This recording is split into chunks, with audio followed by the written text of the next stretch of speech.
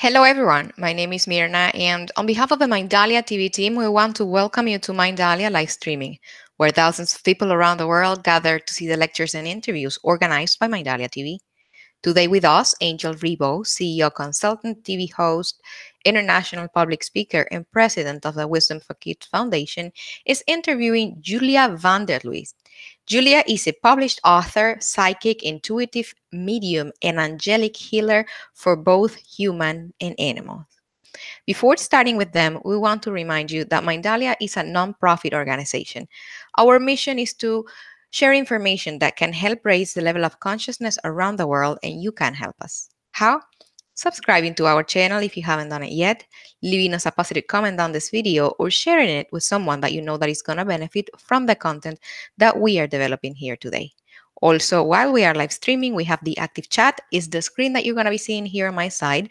Through there, you can interact with us. You can ask your questions in relation to the interview we're having today.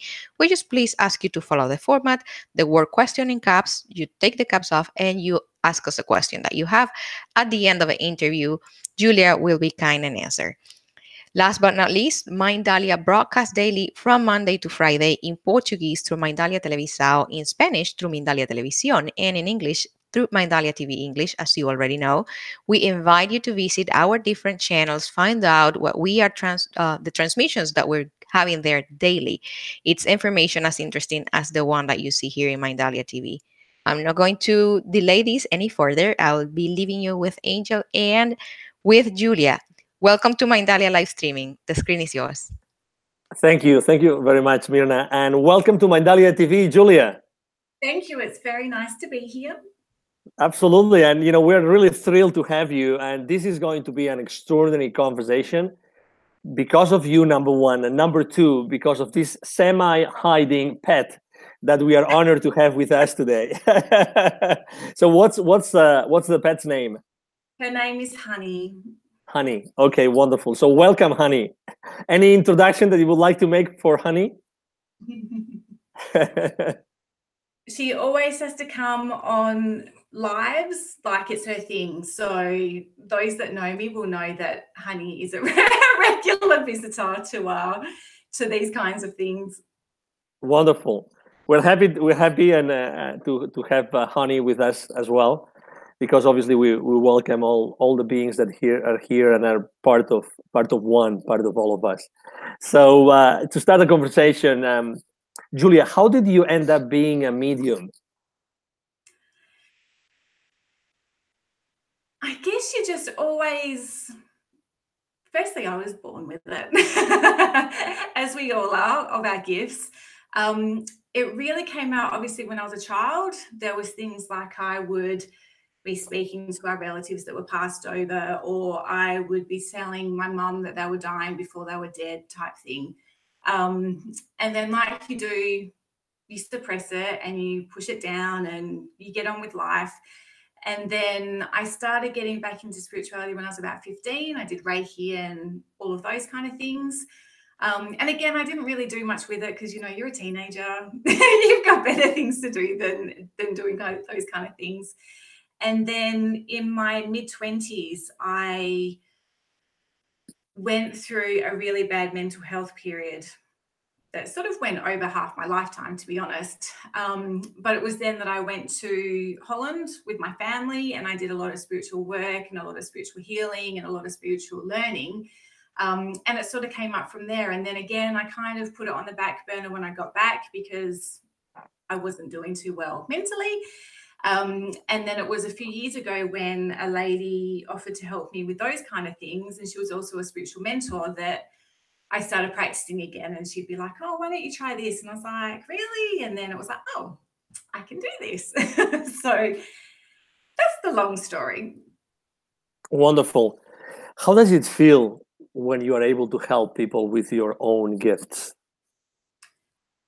It's absolutely incredible, because not only have you managed to help yourself in some way, because I always believe that there's always some sort of learning for both parties, but to be able to do, whether it's anything, whether it is contacting, loved ones, or if it is sort of bringing something intuitive to them or anything like that, it's just it heals the heart a little bit every time that you speak to someone. And even if it's in a normal conversation where, you know, something just comes out of your mouth and it's 30 seconds of amazingness, you're sort of like, okay, that helped someone today. So when you are with someone else, let's say in a conversation, and they don't know your gifts, do you actually already see you? Do you see things? Do you hear things? Are you more sensitive to perceive things that probably the others in the same conversation are not perceiving?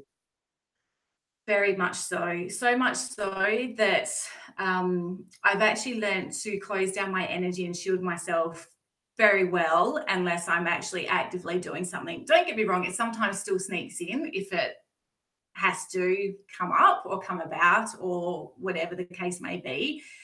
But I've learned very much to give myself a nice little sort of protection circle and do it that way, because otherwise it's just too much.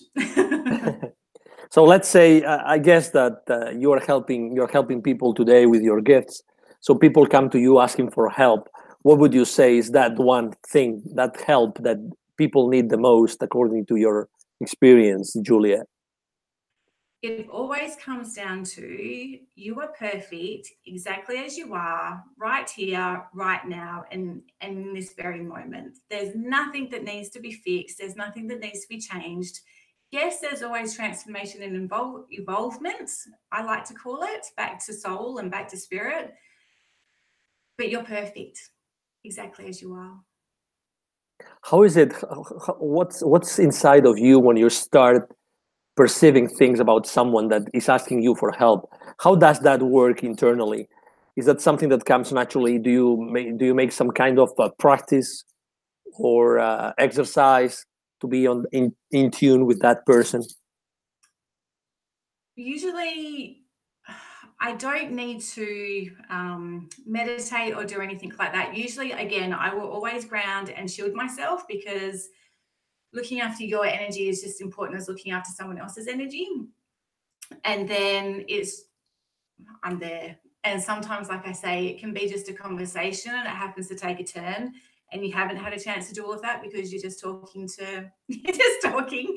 And it can just switch on like that as well. So it comes really naturally and easily, sometimes maybe a little bit too easily, but it's just in that moment that.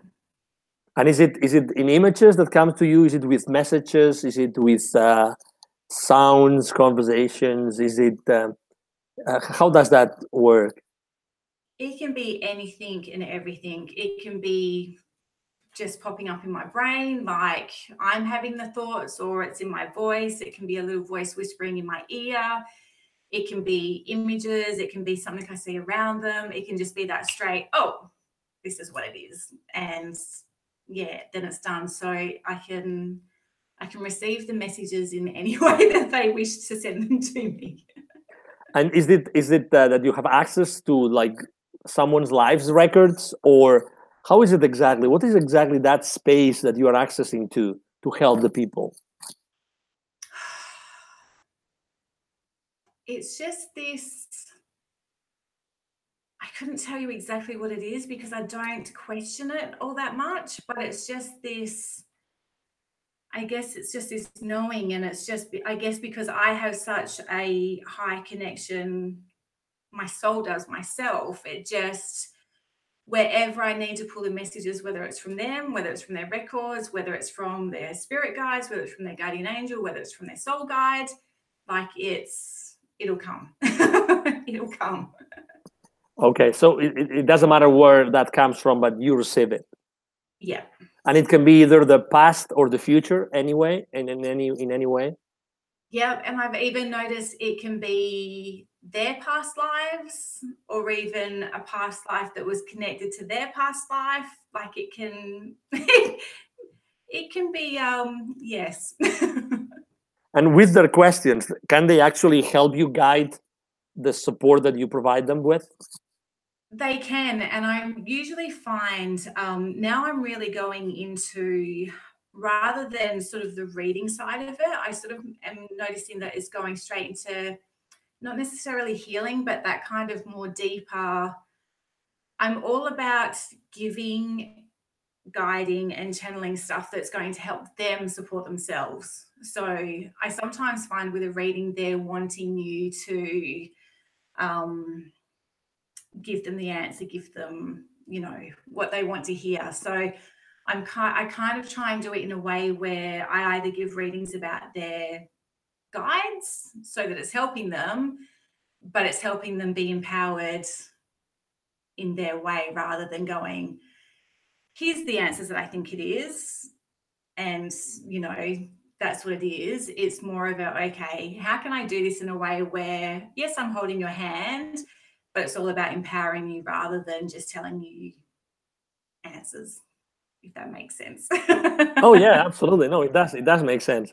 No, we're just trying to, you know, there's a lot of different people. Mindalia TV's audience, basically, they are looking for answers. They're looking for help.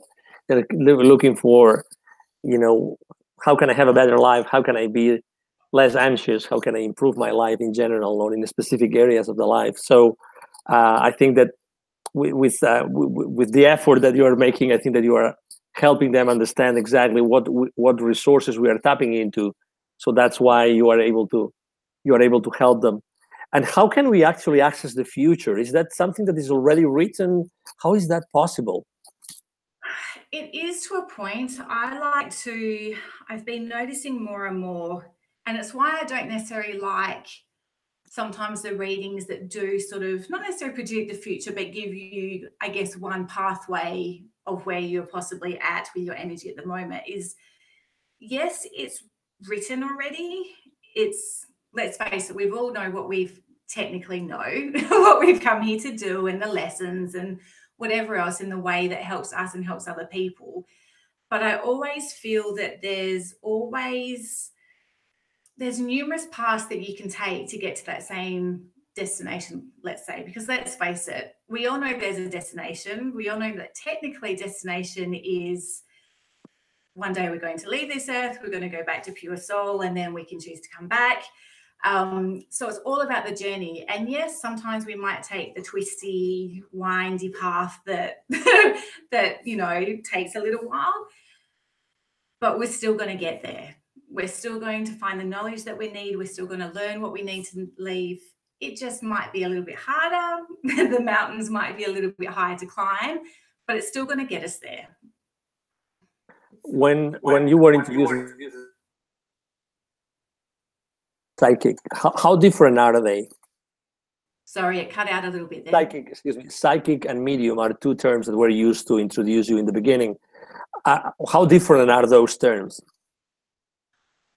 They're different in the way that a medium is connecting to a loved one to get the information or to pass on messages, or in my case, like I said, I've learnt that sometimes the person coming through isn't necessarily from this lifetime. You might not have a crackerjack clue of who they are, but they're still going to pass on, obviously, beautiful messages. Whereas a psychic is, you're tapping into more, I guess, source. You're tapping more into more sort of their spirit guides and what they want to pass on that way. That's how I kind of determine the difference.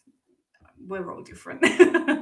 And when you are like doing a medium session and you're connecting with these people, where are these people? Where are they spiritually speaking? They're coming down from the dimension that we all go when we're pure souls, and, you know, we're healing and learning and doing our beautiful soul thing. But I always bring them to a place where it's kind of meeting in the middle. So I'm not necessarily yanking them down here. I kind of, and everyone's different, but I have learnt that for me, the ocean is my nice, happy place. So I bring them around a bonfire on the ocean, and we sit around the campfire, and, you know, I have guides there to help them because obviously I've yanked them from their nice, happy place. And then we talk like that. So it's kind of that in-between place, I like to call it. So when you actually access these people, that means that they have not reincarnated yet? I tried to do a mediumship once when I was learning, and it was quite an experience because I hadn't quite got into my potential of knowing what I was doing. So I was still learning, and I thought I was doing it wrong because I was like, I'm feeling like it's almost like a shadow of the person there, and I can kind of it's not even you can kind of get the gist of them, but you can kind of feel them there, but it's kind of like that hollow walking nothingness, but it's kind of there. And I kind of said to the lady, because it had been years, and obviously, let's face it, after so many years, more than likely you have chosen to come back because that's the journey of a human soul. And I kind of went to my mentor. I was like, this feels really strange. Like, I'm sure they've reincarnated, but I'm feeling like there's a fragment there, but maybe I'm just doing it wrong because, I'm learning. And so she tapped in and she said, no, you're completely right. They've reincarnated. So you're feeling a fraction, because obviously I feel that we leave a piece of ourselves every time we're a human, because obviously, we lived for so many years. There has to be a piece of us, regardless of, if we're a soul or not. And that was quite a nice lesson because, yeah, we do. When someone comes asking for help, do they really know what they want or what they need? What do you think? Most of the time, no, because I've noticed, I think because my background is very anxiety ridden and living in fear ridden, we attract what we've learned to heal ourselves. So for me, they always come and it's always like, oh, I can't do this, or, I'm overweight, or this is going on and whatever else. And most of the time, the root cause of it is not what they're coming to you for. It's just not, because otherwise they wouldn't be coming to you, because they'd be able to identify it themselves and go, oh, of course, that was that rearing its head, or, oh, of course, because I do a lot of, I always bring the feelings back to childhood. So obviously it's always like, oh, yes, okay, I experienced that in my childhood and I'm just deciding to relive it for a little bit until, I've worked it out. So it's never, ever what they're coming to you for. When you said when you were a kid, when you were a teenager, you started to feel yourself that there was something else. How was that discovery? What were those things that made you realize that maybe there was something else besides your body? It was sometimes when my ego wasn't running the show, it was sometimes your soul having that little bit of moment of clarity of, hi, here I am. Feel this beautiful peace and love and everything that our soul radiates. And, it was seeing things. It was houses that we were in had ghosts, and they actually got physical, like things actually moved and stuff. And having dreams that came true, and having heaps of deja vu, and having connections with angels and not realizing how deep that connection went and things like that. So it was very much those little messages that wanted to come out to say, there's something more here than just the not so pleasant life that you're living. Like there's more to it than that. And it really came out in my 20s, because my anxiety went for, I obviously had to learn the message really, really well in this lifetime, because, I went so deep into ego that I shouldn't have come out of it. It wasn't an eating disorder, but I didn't eat for half of my life, and I should have been dead. And it was at that point that I realized, okay, they're keeping me alive for something here. It's time maybe to start listening to that. Wow, beautiful. And when would you say you started to listen? Gee, like I said, I must have had a big lesson to learn, because I'm 38 now, and it all started happening when I was 17, and it's probably only been in the last 3 years that I've really been choosing to listen really, really well. I heard during the introduction the word animal, and we have a beautiful pet there with you. So are you able also to communicate with with pets? Yes, definitely. And I don't necessarily do pet readings. A couple of people have asked me to zone in when they were having an issue with a pet, but I have this really deep connection with sort of animals as a whole and giving their messages that we most of the time ignore because we don't listen. we just don't listen. So it's been really beautiful. I've actually just finished a book on animal messages, and it's all I actually have this way where I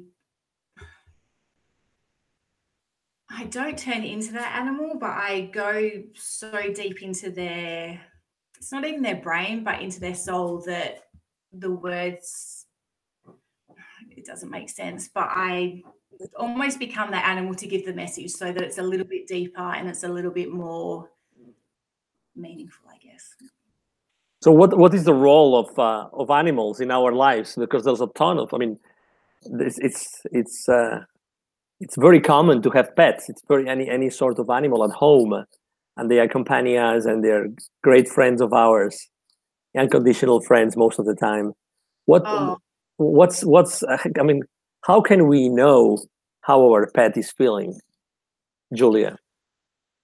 I think it's more about knowing that they are there to be, one, they're really grounding, like they're our connection to earth. They're our way to bring us back into our body, because when you touch them and when they lick you and when they get so excited, it really brings you back into your body. And I actually use my dogs, because I have a few dogs.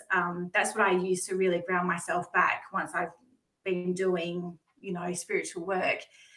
And it's all about the unconditional love. Like they're there to show us, you see dogs that have been mistreated so badly. And my beautiful VA is a beautiful experience of this, where she looks after, the stray dogs in the Philippines. And most people wouldn't want to go near them, but they're still so friendly and just so loving that, they're being given some attention, they're being given some food, even if it's just, a piece of bread thrown to them. And I think we can learn so much from them and from so many other animals, even the ones that we think are a little bit scary or whatever.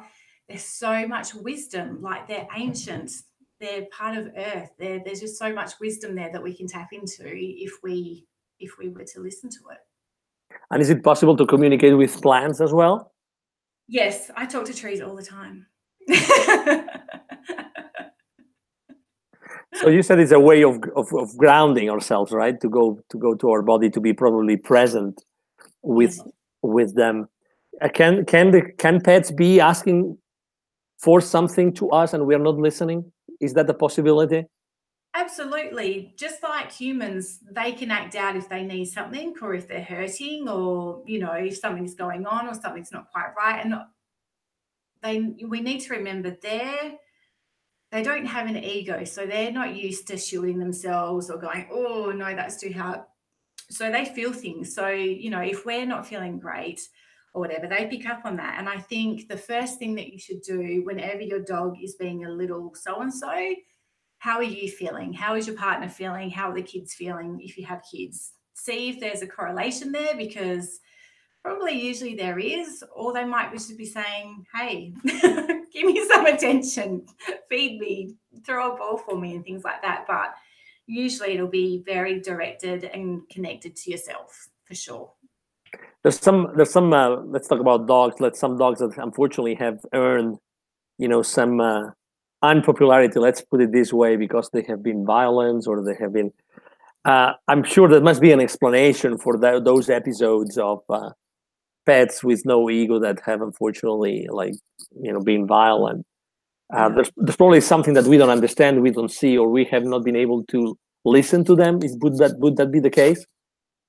Definitely. And let's face it, our dogs are a representation of us. So they can only be how you've taught them, how you've trained them, how you are with them. So I have a bull terrier myself, which is classified as a mean, horrible dog.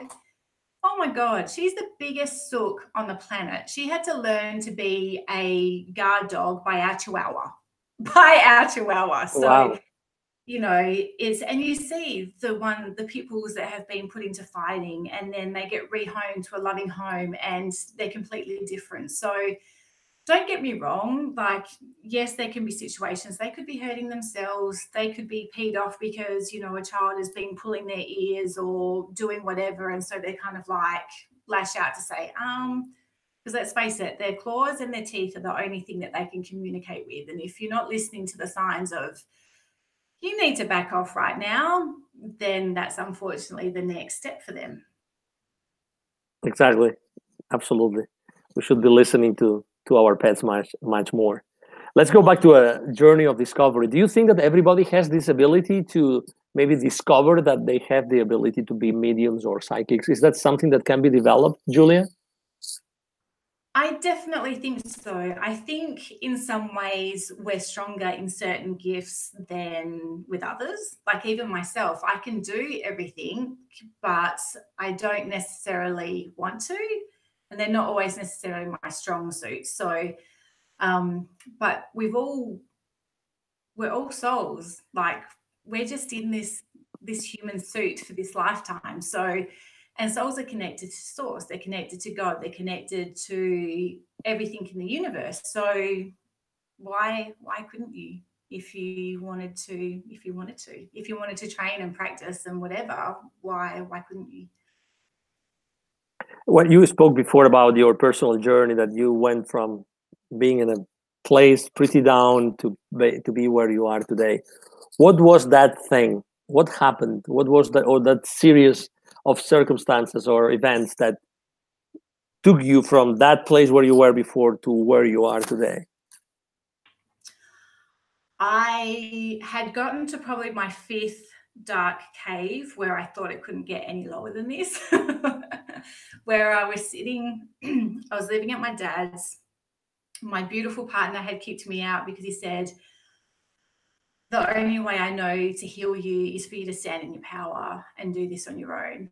And at first I was like, I hate you. How could you do this to me? But I've got to say now, looking back, we're still together. And now looking back, that was the best thing that he could have ever done for me. Like so many other people, and I love them all madly and deeply, but so many other people,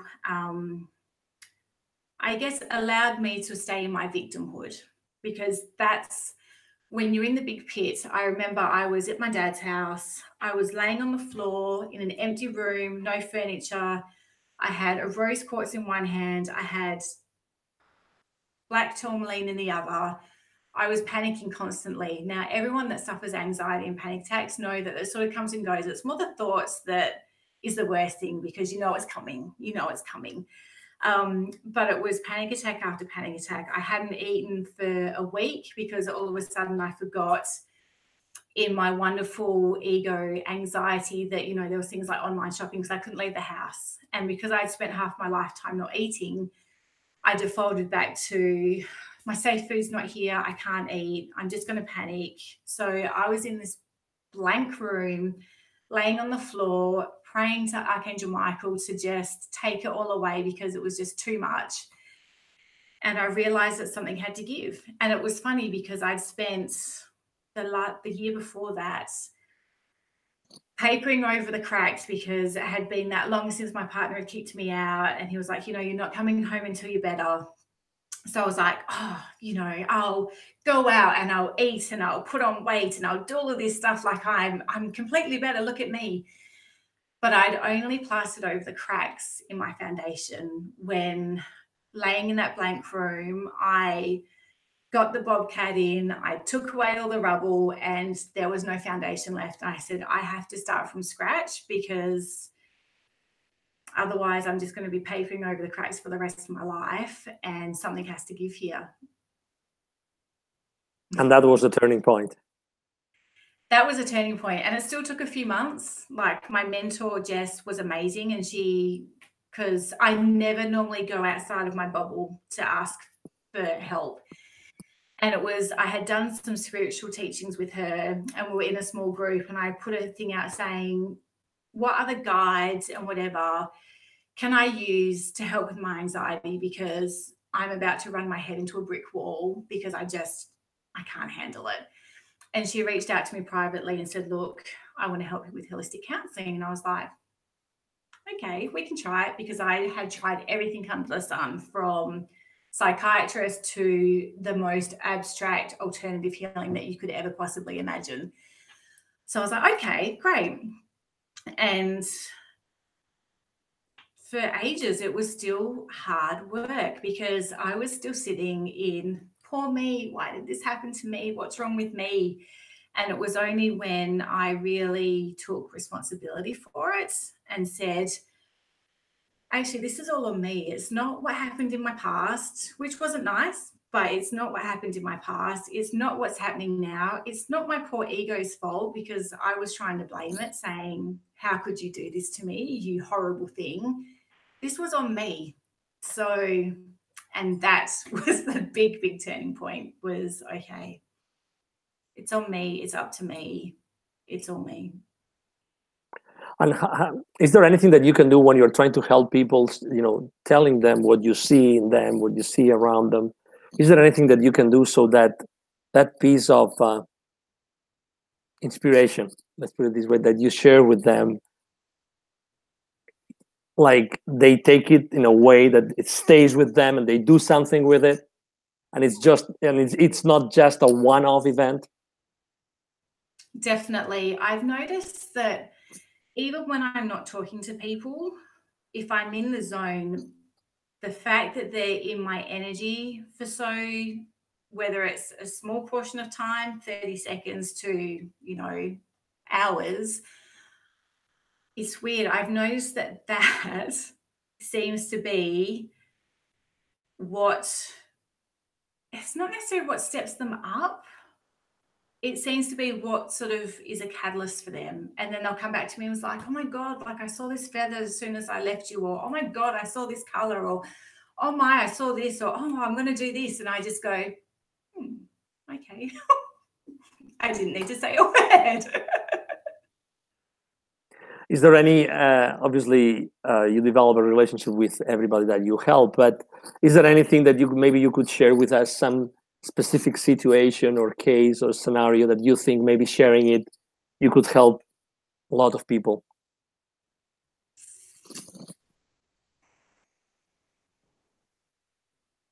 Why is it when you need to think of a certain situation, your mind just goes totally blank? No, that's okay. That's okay. Everything, timing is always perfect. So that's okay. No worries. We always like to help our audience, Mindalia TV audience, with, some pieces of advice, something that, if you were in their boots and you were trying to help them without knowing anything else, what would be that universal piece of advice that you would be able to share with people?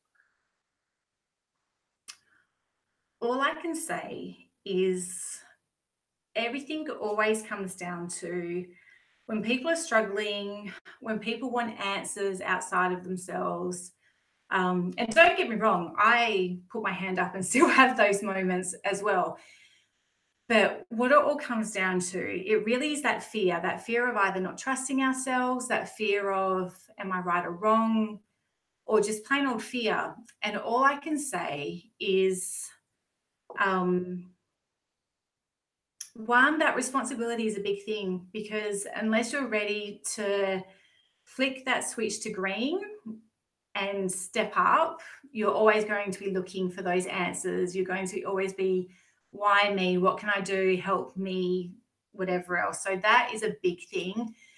And the other thing is, it comes down, no matter what it is, it comes down to acceptance. So whether it's having to accept yourself, whether it's having to accept your fear, whether it's having to accept circumstances beyond your control, that's what it comes down to. And it's a choice. It's a choice every single day to choose that responsibility, that self-love, that acceptance. It all comes down to choice. And it comes down to, am I going to choose to let myself react to a situation like that? Am I going to choose to react to myself like that? Because let's face it, once you get a touch of fear and you allow it to take the steering wheel, as I put it. Because let's face it, fear was never meant to be in control. It's another, I like to see it as another guidance system, like your intuition or, you know, something like that. The things that you can do, that's what it is. So it was never meant to be in control. And once you can choose, let's say, oh my God, you're like 95% of the way there, 90, maybe even 98% of the way there. So that's, and I think that's why I like doing it that way, whether it being just having a chat rather than a reading or a healing or whatever. It's a chat. And don't get me wrong, sometimes there's things that have to come up to jog them or go, oh, okay, you maybe need to have a look at that yourself with some help. But it's always a choice.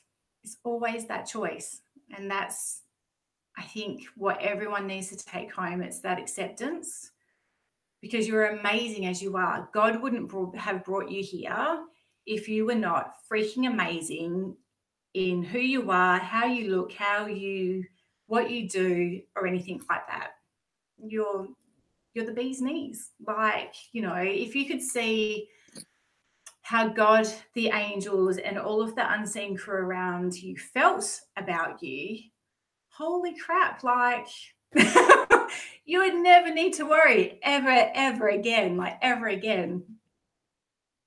You were talking about again that choice that we can all of us make. Yeah. Have you ever met, or is it possible that maybe some people do not even know, they're so terrified or stuck that they don't know how to make a choice? Is it possible? I think it can, and I think that sometimes where like a nice, almost like we're chatting it now, can really help, because it's that, I guess, that eye-opening. Because let's face it, when you're stuck in that situation, we have the blinkers on. We're like those horses that need the blinkers when they're racing to not see what's going on around us, because it's too much, it's too big and scary, and I'm just going to stay in my bubble, and it's just easier that way. So sometimes it can definitely help, you know, when you're talking about something, you can sort of say, well, you know, you can choose to keep doing what you're doing, or, you know, how about this? Like, have you ever thought to make that decision, or maybe not be a certain way like that? Or, you know, it's all about opening the eyes, but still giving them the feeling that they're having the choice of, oh, of course, like, you know, and let's face it, we could have multiple choices sitting there, like A, B, C, D, maybe even a Z. And it's just sort of, I guess, opening someone up to the realization that actually there's more than one way that you could be choosing right now. Wonderful. What is the easiest way to find you online, Julia? I have a Facebook page. Under your name? Under your name? It's actually under Ariabella Rises. So I will put it in there because I chose to go by that name because it was very dear to me. So it's under there. I have an Etsy store that's under the same name because I do a lot of sort of angel channeled goodies that people can take home. Because again, it's sometimes all about having that reminder or that energy with them rather than someone there all the time. Instagram, Pinterest, I have a website, I have a blog. And again, the name you go by is, again? Ariabella Rises. Ariabella Rises. Yeah. Okay, wonderful. Thank you. So let's go to ask you some other questions coming from other people that rather than me. And let's go for the first one. So how can we get rid of fear, Julia? Here's a secret. We're not meant to get rid of fear. It's not, until you die, there is no possible way to get rid of fear, because then our souls go to purity and fear doesn't leave with impurity. So what it comes down to is, again, the acceptance that fear is a part of us, the same as this arm, this hair, how I speak, that's all a part of us. again, it's a guidance system. So it's using it to how it's meant to be. And again, most people, and now I'll put my hand up. I let it control me for years. It's our best friend that sits in the passenger seat and goes on journeys with us. I guess that's the best way to describe fear. Is there to have a little word and go, oh, do you think, is that really safe to do? Or, oh, do you think that's really the best thing for us? But then it's up to us to go, fear. You might have something there. Let me feel around it some more. Let me think about it some more. Or you say, hell no, like, thank you, I love you, but we're going to do it anyway. If I let fear rule me, I wouldn't be sitting here right now talking to you on here, because let's face it, I was nervous coming onto this live stream, and I could have listened to the fear going, oh, this is a little bit scary. Oh, what's going to happen? But I just said, no, fear, you're here to keep me safe. That's the thing. Tell fear. They love it and adore it like you would your dog or your best friend, because that's what it's there for. But don't let it rule you. And that's the best way that you can live without fear, is by becoming best friends with fear. And then, like the rest of you, like your brain a million times overthinks things, and like your heart feels things, and like your soul tells you things, you listen to it and then you make a decision from there. You don't let it rule you. That's a beautiful answer. Thank you. It got to my heart. Thank you. That's a really profound, beautiful answer. Thank you. Next question. What do you see about animals? What do I see? Oh my God, is it horrible to say that I probably love animals more than I love humans? To me, they're just, and I promise I love humans just as much. But they're living their soul 24/7. And I think that's the most beautiful, beautiful thing that you could possibly see. Like, it's just, how magical is that we can experience all these animals that have this, they just know what they're meant to do. They do their lives. They don't worry about what the bird next to them is singing, and if their voice is more beautiful, or if their feathers are all more beautiful. They're just, they love themselves unconditionally, and they get on with their life. And they, like I said, they don't live in fear. Excellent. Thank you. Next question. Is it true that cats see the spiritual world? I think every animal has the power to see spiritual worlds. My darling, beloved dog, who passed away last year, he was my spiritual psychic. If you listen to some of my healing voices, because I do Angelic and channeled healing voice, if you listen to that, he actually contributes to himself. He would look off in the distance and he would see things, and he would know straight away when I was closing down my energy and closing down my connection. He would run straight over to me and know what he needed to do to ground me. Like, they're amazingly connected, because again, they're living in soul. And when you're living in soul, you can see everything around you, the energy that's around you, the thing, whether they choose to see it or not. I have another dog who is absolutely scared to death of it. And as soon as I start doing anything like that, because she unfortunately is the reincarnation of being a dog, so she's scared about everything, she takes off. She will not come back until she knows that what I'm doing spiritually is over. But it's not because you can't see her, it's because she's looking and going, okay, that's my cue to leave. Beautiful. Thank you. Next question. How did you do to accept and fully live your spiritual self, Julia? Anyone who does spiritual work, lives from soul. Anyone who manages to feel their soul, and whether it be have direct access to their spirit guides, or to their past or no past lives for some people, or the angels.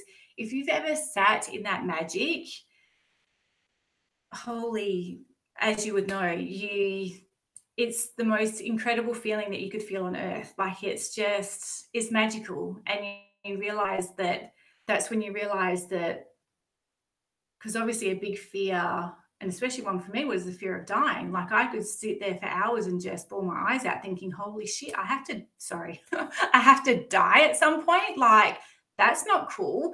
And then when I really sat in with it, I was just like, you know what? Dying's the easy part. It's the living that's the hard part. Like